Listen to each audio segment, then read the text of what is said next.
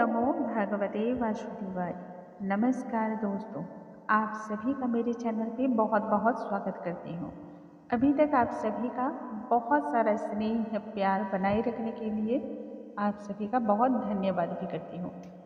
आज से हम पूरे वैशाख के माह में सुनेंगे वैशाख महात्म्य। इस महात्म्य का श्रवण प्रत्येक मनुष्य को करना चाहिए।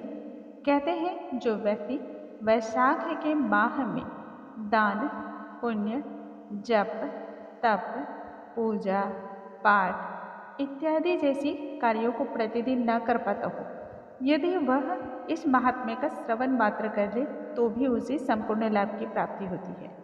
आइए भगवान श्री हरि का ध्यान करते हुए आज से हम वैशाख महात्म्य को आरंभ करते हैं। बोलो भगवान श्री हरि की जय, स्वामी नारायण की जय। मुनियों में श्रेष्ठ नर एवं नारायण को नमस्कार कर और देवी सरस्वती तथा व्यास जी को प्रणाम कर उनकी जय बोल। वैशाख माह की महत्ता बतलाते हुए सूत जी कहने लगे कि ब्रह्मा के पुत्र नारद जी से राजा अम्बरीश ने वैशाख माह के पवित्र महात्म्य के विषय में पूछा। राजा अम्बरीश कहने लगे, हे ब्राह्मण श्रेष्ठ, जो संपूर्ण महीनों के महात्म्य वर्णन किए वह सब मैंने भली भांति सुने। सभी महीनों में वैशाख मास अत्यंत ही श्रेष्ठ, अतः इस महात्म्य के विषय में विस्तार पूर्वक मुझे बतलाइए। सुनने की मन में तीव्र अभिलाषा जागृत हो गई है। यह मास भगवान श्री हरि को अत्यंत ही प्यारा है। भला ऐसा क्यों?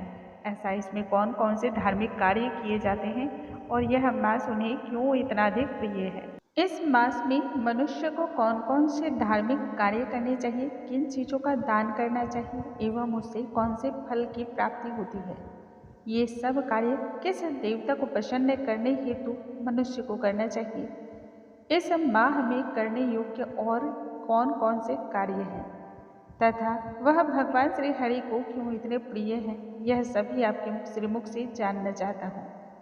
मनुष्य को यह दान किस लिए किया जाता है एवं उसका फल उद्देश्य क्या है, पूजन पाठ किस प्रकार से करना चाहिए। राजा अम्बरीश के यह प्रश्न पूछने पर मुनि श्रेष्ठ नारद जी कहने लगे कि हे राजन, सभी महीनों का महात्म्य पहले भगवान श्री हरि ने लक्ष्मी जी से स्वयं ही बतलाया था और जो मुझसे ब्रह्मा जी ने कहा है। सब महीनों में कार्तिक, माघ और वैशाख का माह श्रेष्ठतम है।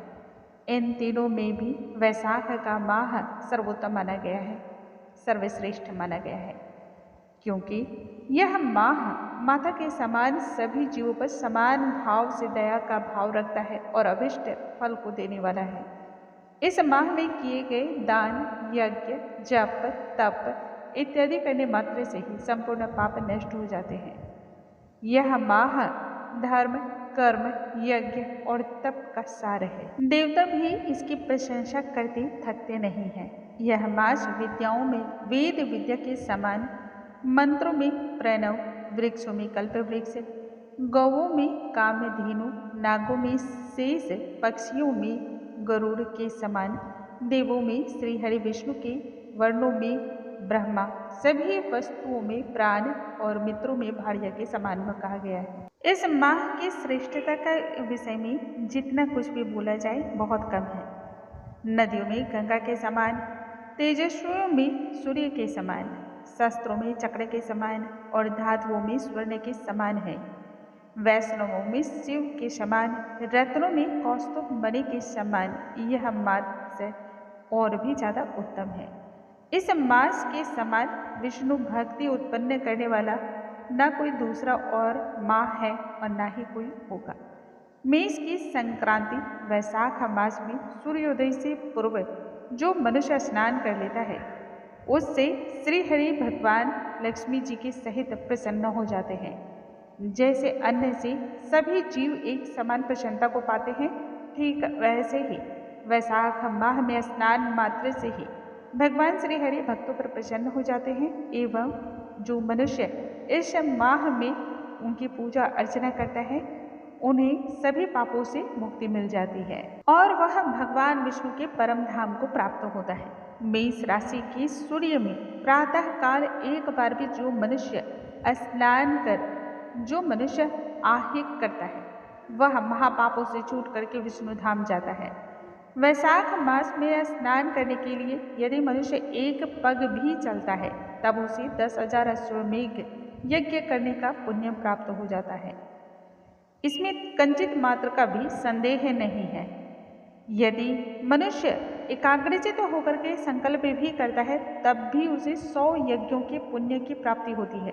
वैशाख स्नान के लिए धनुष बराबर से भी जो मनुष्य अपने पग को आगे बढ़ाता है वह भी सभी सांसारिक बंधनों से मुक्ति को पाकर के वैकुंठ धाम जाता है। संपूर्ण ब्रह्मांड के तीनों लोकों में जितने भी तीर्थ हैं हे राजन, वे सब नगर बाहर के थोड़े से जल में ही विराजमान रहते हैं। इसलिए प्रत्येक मनुष्य को वैशाख माह में स्नान करने के लिए किसी न किसी तीर्थ में जाना चाहिए और यदि ऐसा संभव ना हो सके तब नगर के बाहर किसी जलाशय में जाकर के स्नान करना चाहिए। यम की आज्ञा से शास्त्रों में लिखे हुए पाप उसी समय तक गरजते हैं जब तक मनुष्य वैशाख माह के स्नान को नहीं कर लेता। हे राजन, भगवान श्री हरि की आज्ञा से वैशाख माह में तीर्थ आदि के जो भी अधिष्ठाता देवता होते हैं वह सभी जल के बाहर मनुष्यों के हित हेतु ठहरे रहते हैं। सूर्योदय से 6 घड़ी तक जल के बाहर मनुष्यों के कल्याण हेतु वह वहीं पर ठहरते हैं। लेकिन जो मनुष्य उस समय तक भी स्नान करने के लिए नहीं आते वे उनको दारुण शाप दे करके अपने निवास स्थान की ओर चले जाते हैं। इसलिए वैशाख स्नान को प्रत्येक मनुष्य को अवश्य ही करना चाहिए। बोलो भगवान श्री हरि की जय, स्वामी नारायण की जय। दोस्तों, आज के इस वीडियो में हमने सुना वैशाख माह महात्म्य के प्रथम अध्याय का पाठ। कल के वीडियो में हम दूसरे अध्याय के साथ आपके पास फिर से उपस्थित होंगे। तब तक के लिए नमस्कार दोस्तों।